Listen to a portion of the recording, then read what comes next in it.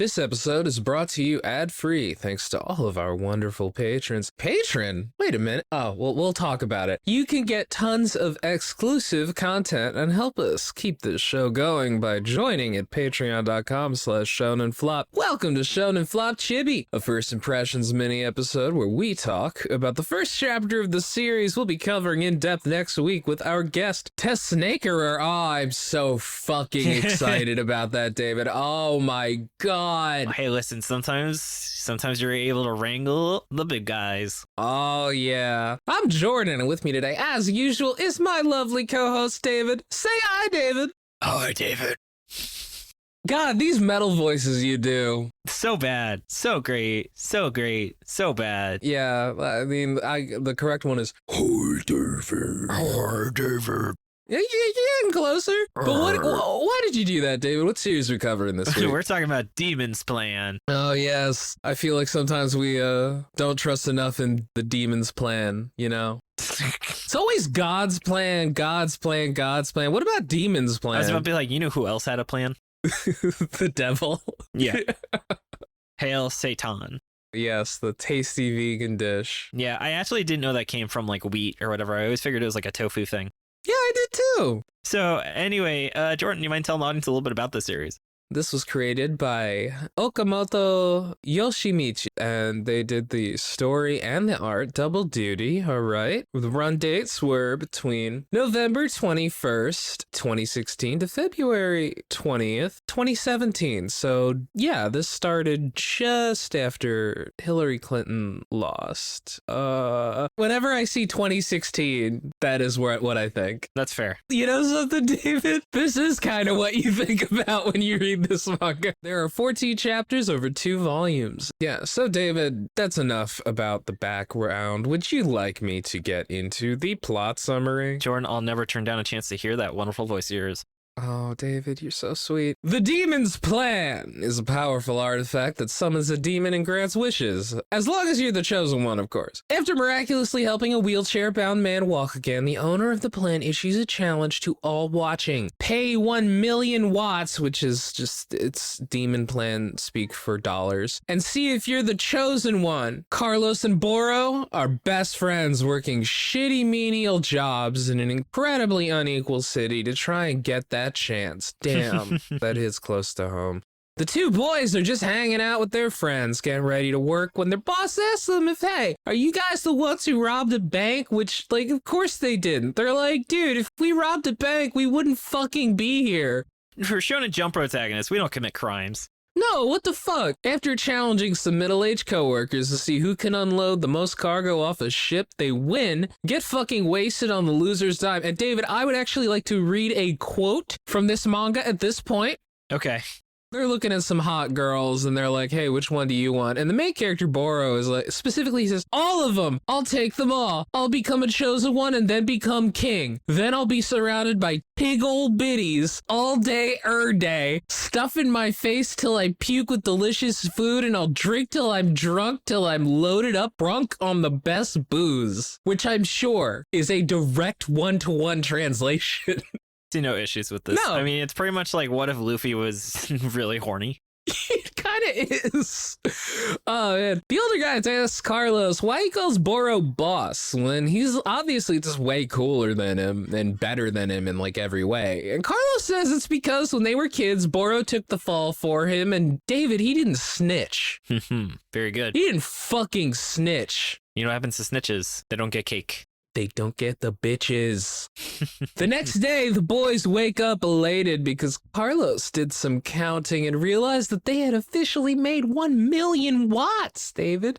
They did it. That can power a lot of light bulbs. They didn't get Starbucks and they saved up. And they can now take the challenge. Unfortunately, their tears of joy are interrupted by a goddamn cop who wants to arrest them under suspicion for the robbery. Boro starts to attack him, but Carlos quickly knocks him out and turns himself himself in on the condition that he leaves the money and Boro doesn't get arrested. They try to take the money too until Carlos threatens them with a goddamn broken beer bottle, and they just give up and take him in, where he will be sentenced to death. You know, David, it's not like after taking them in, they could have just gone back and taken the money or anything, you know? Yeah. In the dungeon, Carlos tells the cop that there's no war but class war, and everything he's doing merely exists to benefit the ruling class. However, cops are class traitors, so the officer brings over the original miracle worker, Benton, who had the demon's plan way back at the start of the manga. He reveals that it's a fake, and the wheelchair guy was just an able-bodied guy who was sitting down. The two bad guys laugh at Carlos, who swears he's gonna fucking kill him. Popcorn David. God, that just makes me think of tricks dedicated to witches.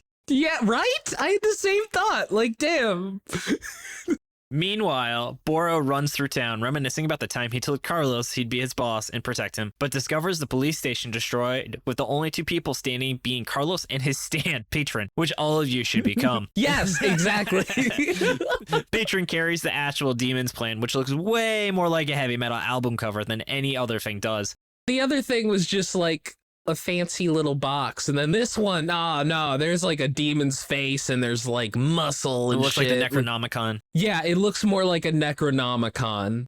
Patron says the demon's plan actually gives people super awesome anime powers which feed off desires, and Carlos is called Blood Mist Oh, Wings. that's so cool. Yes. Patron mocks Boro and says he's a broke chump with no desires and he can't be a chosen one. Carlos then tells Boro the true enemy of the people is the upper class, the ultra rich who own the means of production. Oh, this ties into one of my guesses. Yeah. He advocates violence as the most successful and direct tactic to give workers rights, and that we have nothing to lose but our chains because there is a specter that is haunting Europe, the specter of communism. Boro then grows a massive beard, and it turns out he was Karl Marx the whole time. Yes. But Boro didn't read theory and doesn't like that tanky shit because Carlos is just LARPing at this point. Seriously, man. So Boro fights back because he wants to hang out with his best friend and get drunk and talk about titties. Hey. I get it, man. That's the fucking life, bro. Just then, as he's about to get his ass kicked, Boro screams really loud and punches Carlos way harder than he should have been able to. Turns out his hand now looks really cool, imbued with the demon's plan ability of red armor. Gives his arm red armor. Patron thinks that's super interesting, but he's gotta go, so he takes Carlos away with him through a dimensional portal or something, and Boro swears he'll get his BFF back. And not to forget to like and subscribe, and just for $5 a month, you can get a ton of exclusive Patreon content on the Shonen Flop Patreon. You can find it at patreon.com/ShonenFlop. Let me see your take on this. I feel like red armor is way less cool than blood mist wings. Like crimson armor, at least. Yeah, or sanguine. Sanguine. I think they should just go all in and have all of them have the word blood in them, because fuck it, why not? So it could be like... That's like Dark Mage, wasn't it? Where it was like the double blood technique or something. Oh god, yeah, Dark Mage. This series felt like something out of the straight 2000s. I could not believe this was made in 2016.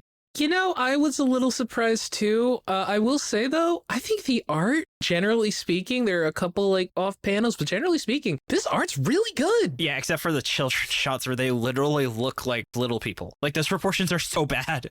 It really looks like they just took little kid bodies and stuck their adult heads on there. What it's like is when, like, if you watch a movie and they, like, CG an adult's face onto, like, the kid's body because it's like, this is the kid version of them. Yeah. Yeah, they did de-aging.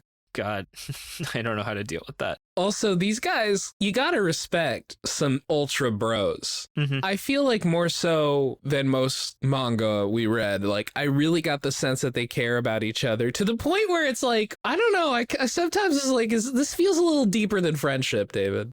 Oh, yeah, they're super gay. Yeah. Usually you have to be pretty gay to be a communist, from the communists I know. That's not wrong, actually.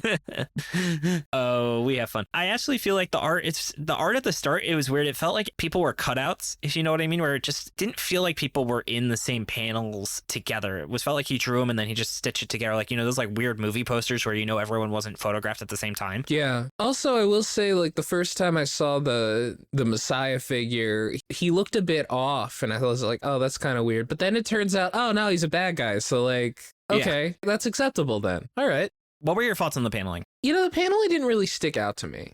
I thought the paneling was so cramped. If you go back, you'll see how many panels. And it's like, this isn't One Piece, bro. You're not trying to fit in 20 years of plot. Like, this is your first chapter. You can take your time. But I just felt like he was trying to do so much. And I honestly kind of struggled to really understand what the point of this series was until like the last 3 pages. Yeah, I mean, here's the thing. I didn't notice the paneling, but I did notice that it felt cramped. Yeah. I feel like this series might be kind of too non-subtle. Too non-subtle? I can't think of the proper word. Blatant, didactic. That's an SAT word. Diegetic. No, not diegetic. No, maybe it would have been diegetic if like the demon's plant was literally Das Kapital. But no, I feel like they're really hitting the political message like really, really hard, which like, you know, it's a political message that I generally agree with. Oh, avert. Avert? Yeah, isn't that the best opposite of subtle? Overt. Okay. Yeah. Okay. Overt. I thought you said avert, like aversion. I was like, why? No, I get you. And also, like, the cop feels like a really blank character, you know, where it's just like, this guy clearly exists. Like, he's not a character. He exists to represent the police. His name is Bad Copman. Basically, I don't think you give him a name. Like, they call him Chief once or twice. You can tell that every character in the series only exists for plot reasons. Yeah, like when he's like, oh, I'm going to call over my buddy, or hey, I'm going to call over this guy. And it just happens to be the same dude that they saw on the first page. Yeah. Like it just happens to be, oh, the big dude is here. Like the big important dude is in the dungeon. Like, what a coincidence. What a fucking coincidence, David. You gotta feel more natural than that. Mm-hmm. Aside from that, I do like Patron's design, although he feels like the whole time I was reading it, I was thinking of Balan Wonderworld. God. Just like the way his face kind of is with like the mask and he's got like the hat. Kind of wonder if we should do like a Charlie and the Chocolate Factory parody. And instead of the like, and you can have like him standing and instead of Charlie holding that golden ticket, it's holding the Necronomicon thing. Okay, I don't hate that. Do you actually like that? Is that what I should send to Mer? I don't know. I kind of liked the idea of the Bernie Sanders. I'm once again asking for help, but it's fine. If you're really passionate about Jordan, I don't know how passionate about it I am. I don't know. We'll talk about it. We'll talk about it. Yeah, and then speaking of talking about this, yeah, I still really struggle to know what the fuck was going on for a lot of this series, and that just kind of went super hard for like the last 15 pages. David, they explain why it's called a Demon's Plan, and I had no clue what the fuck they were talking about. Yeah, I don't know if it was a bad translation, but I was like, what the fuck is going on in this manga? But it seems cool. Yeah, they're just like, this is why it's called the Demon's Plan. And I'm like, was that supposed to make sense? I don't understand what the fuck. Like, it still doesn't make sense to me. I do think that the translator was having a lot of fun with this. Yeah. God, I couldn't believe I was reading Tig Ol' Biddies in this fucking manga. That's such a peak 2000s thing where he's hoping for a breeze to upskirt some of the girls he's walking by. Yeah, no, I get you. But I mean, to be fair, it is also like he isn't like actively harassing them. He's just being like an annoying, horny dude with his bros, which is... That's toxic masculinity, bro. It's masculinity. It definitely is not that far removed, but it is also like, I don't know. I feel like there is a realism there where it's like, oh man, they're letting a Jump protagonist be horny again, which is not something you've seen in a very long time. At least not something I've seen. Denji. Okay, Denji is, but that's a little different. Denji at least owns up to who he is. And Denji is just so desperate. Like, it comes from a different place. Denji doesn't know better. Denji doesn't know better. Like, I feel like these guys have fucked, you know? Like, I feel like I do. Yeah. I feel like they are not nearly as inexperienced as Denji. They feel like a lot more normal, a lot more like street smart, I guess. Mm-hmm. Yeah. And then Jordan, though, would you read another 10 chapters of this? You know what? I would. How about you? I mean, it's only like 14 chapters. Yeah, I'll finish the series because I just don't know what the fuck is going on, but it just seems like the author's cooking something, you know? You gotta let the man cook. This is one of the manga where when you break it down, it comes off as a lot worse than the actual process of reading it was. Yeah. I did find the characters likable. I think that the art does a lot of talking and characterization, and there are these panels where everything is like super detailed and shaded that often looked really good. Yeah, I agree. And then Jordan, what do you think is going to happen next? Boro's gonna work within the system to change it. I think that the series ends with a time skip, and I think that there's an ultimate demon's plan that everyone's looking for. What about you? I like it. Mine are, this series will be pro-communism or at least socialism, which I guess in the first it already is. Yeah, you're right. But I feel like it'll really, really go even harder in that direction. Okay. I think angels are going to appear in some capacity. The Angels plan, yeah. And I think that because this is so short, they're just going to shotgun the fact that eventually his red arm will like cover his entire body and he'll have some like sort of super form that'll probably show up in the last chapter. Just like Sakrayad. Yeah, because he'll be like, well, I didn't have time to show this, but I made this cool design. I got to use it. Do you think this is going to turn into a Sakrayad ripoff? Oh, I'd probably recommend that. Yeah. I actually watched the last episode where it's literally just them fighting for 20 minutes, which was really cool. Yeah, I think I remember that. Yeah. Sakrayad is like the most 2000s anime. Like, it is so 2000s. It hurts, but it's great. I can respect that. And Jordan, what's your power word? Resistance. Viva la resistance, David. Mine is puzzling because I don't really know what would happen, and the Demon's Plan kind of gave me some Hellraiser vibes. Yeah. No, I thought about that too. Like, the Demon's Plan did remind me of the puzzle box. But yeah, you want to get into the Q&A? Absolutely. So thank you everyone who submitted their question. Just a reminder, you can post them in the Shonen Flop Discord, and we get priority to people who haven't asked a question before, had a question answered in a long time, or our patrons. So thank you everyone who submits. You can find a link to our Discord on our website or in the show notes for this episode. So starting out with Giant, if you could combine 2 flop series into one, what would you do? You combine Demon's Plan and Red Sprite and talk about the communist influence in the founding of Israel. Oh God, no. Oh man, when I try and think back to the flops that we've covered, that's always very difficult for me. I don't know. What if we combined I have one actually. Yeah, go ahead. Doing The False Detective and Philosophy School would be a cool crossover because it kind of had a similar vibe. Yeah. Where it's like he's actually solving these like mysteries that the Philosophy School guy is talking about. Okay, but what if we combined Beast Children and Hard-Boiled Cop and Dolphin? Hard-boiled Beast and Children. Yeah, where it's just like Orpheus is a rugby coach. Their team's the Dolphins. Come on, you know you would like to see Orpheus coach high school rugby. Yeah, I'm just going to get up our notes and see if there's anything interesting. Actually, this and Godspeed would probably go well. Ooh. I tell C and False Detective, unironically. I actually support that, yeah. I think that Aoi would fit into that world pretty well. Oh, she would have a great time talking to the ghost lady. Yeah, I mean, she, of course, would have to talk to ghosts. Yep. In order to make this work. Oh man, they could do Instant Bullet.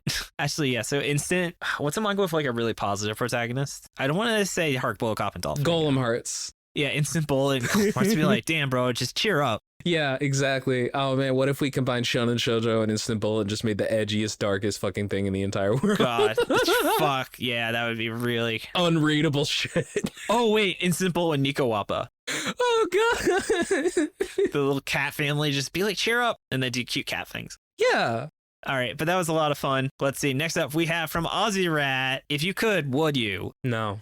Yes. From Meru. Why was Metallica Matulika so bad? Why does it still haunt me with nightmares? Because it was shitty Hunter x Hunter. Because Hunter x Hunter's back, baby, kind of. I don't know. Really? Oh, did he put out a new chapter? In the absolute timeline of life, Hunter x Hunter is back. Okay, I'll give you that. From Dude Rocks. Are you more of a furry, a scaly, or an avian? And those are your only 3 options. You do not get to say none. I have a friend named, their name is Dyna, D-Y-N-A, Soar, S-O-A-R. Yep. And they're an incredibly talented artist with like a bunch of fine art influences. And they are a massive scaly. And their art is like the first time I've ever actually enjoyed art by like a furry or a scaly. I think you can find them on Instagram. Their work's very good. Sure. I mean, you got to pick one, David. I'll go furry because that's the easiest, most socially acceptable, I guess. I don't really know. From Redblade, follow-up question. If you had one, what would be your persona? Jordan, what would your persona be? Kind of basic, so a T-Rex. I'd be Megatron from fucking Beast Wars. I love it. I guess I would be, how about a cute little porcupine? They're just little dudes doing their own things. You're gonna be a hedgehog, and you're... Or actually a capybara. I was gonna say capybara. There we go. For you. I mean, like, if I would have guessed capybara. Finally, we have from Coltrag. You are going to be heading to the airport for a long ride, and you can only bring one series. What do you bring? Jordan, I have a pretty good guess what you would say. Chainsaw Man? Oh, I was going to say Hunter x Hunter. Because you can read Chainsaw Man in like 2 hours. This is like, say if you had like a 15-hour flight and this is your only so I can format. bring the whole series? Yeah. So I would guess you would say Hunter x Hunter or maybe Berserk. Yeah, you know what? I'd bring Berserk, actually. I think it goes without saying what I would bring. Lucifer and the Biscuit Hammer? No, One Piece. One Piece. Lucifer and the Biscuit Hammer is also only like a 3-hour read. As soon as I said that, I was like, no, One Piece. Yeah, I think you could reread all One Piece in 15 hours. Or no, actually, I don't think you can. Shh, that's insane. That's it, though. You'll have more in case, like, there's a delay.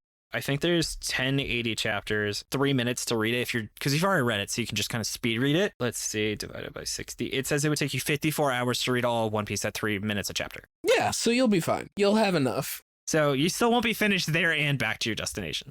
You can go the other way back, yeah.